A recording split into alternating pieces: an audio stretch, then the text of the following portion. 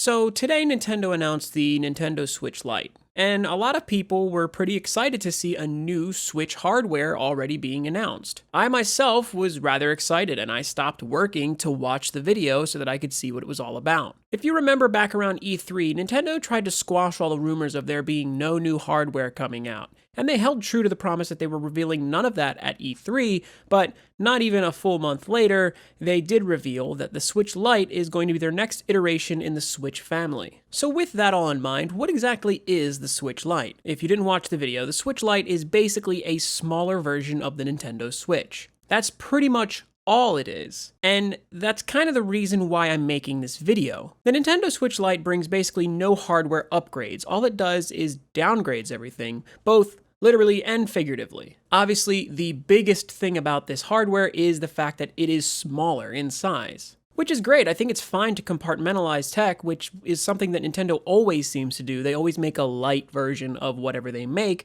and therefore it makes it easier to have and hold and use. Now, with that said, this basically makes the Nintendo Switch Lite completely locked into handheld mode. There are no Joy-Cons to detach. The whole system itself is one unit. With that in mind, there are some limitations of the Nintendo Switch Lite, meaning it doesn't have the ability to play games that don't support handheld mode. And as of right now, it isn't many games. It's a couple of the gimmicky games, like Just Dance and 1-2 Switch and the fitness boxing game, but one surprising game is Super Mario Party. Additionally, it won't support the Labo games either, because those need to be docked to play that entire experience of hooking all the additional peripherals up. Now, it would seem that you're able to hook Joy-Cons up to it wirelessly, but to be honest, when you have a system already in hand and then you have to prop it up, connect additional controllers so that you can play games where you could normally play them intuitively on the regular system, it just seems like a huge oversight. My biggest qualm is that there's really nothing substantial about this. There is no upgrade whatsoever. And the fact that you can't hook it up to a dock at all just screams of stupidity. Why would you do this? One of the coolest things about the Nintendo Switch is the ability to take it from home in docked mode and being able to play it on your TV to then being able to take it with you. Obviously enough, I don't hate Nintendo and I don't hate the Switch. I have one right beside me right here. I'm wearing a Bullet Bill shirt. Thank you very much. I have a Chain Chomp lamp. I've even cosplayed like a wrestling version of Bowser. I made this championship belt. So I don't hate Nintendo. There's a lot of Nintendo haters out there, and I know that the fanboys are going to be like, well, you're just an idiot, and you obviously just hate the Switch. No, I love my Switch. I probably play it more than any of my other consoles, but this is just a dumb idea. The system looks really cool. It's really cute. I think the hardware itself is incredibly attractive, and I want it to like this thing. At first glance, I said, that is hot. I like this system. It looks cool. I want to get one. But as I continued to listen, they basically sold me on not purchasing the thing. As they continued to talk about it, all they kept saying was what it couldn't do. As someone who already owns a Switch, there's no point in buying a Switch Lite. The only reason you would buy one of these things is if you want a smaller Switch. And honestly, that thing is small enough as it is. This is 9.4 by 4 inches. The Switch Lite is 8.2 by 3.6 inches. They're literally the same thickness. I can assume that they'll be a little bit lighter because obviously enough you won't have as big of a battery in it, but to be honest, for you to make the system smaller and make it a light version, this really isn't that much smaller. And I don't think anybody wants a miniature Switch. Obviously enough, this is the last nail in the coffin for the 3DS, but to be honest, I don't think anybody's going to be crying about that. Still, I remember when the rumors were floating around that there was going to be 2 new Switch models. One that was going to be like a super deluxe, ultra powerful Switch, which was basically going to be an enhanced version of this, and then there was additionally going to be the Switch Lite.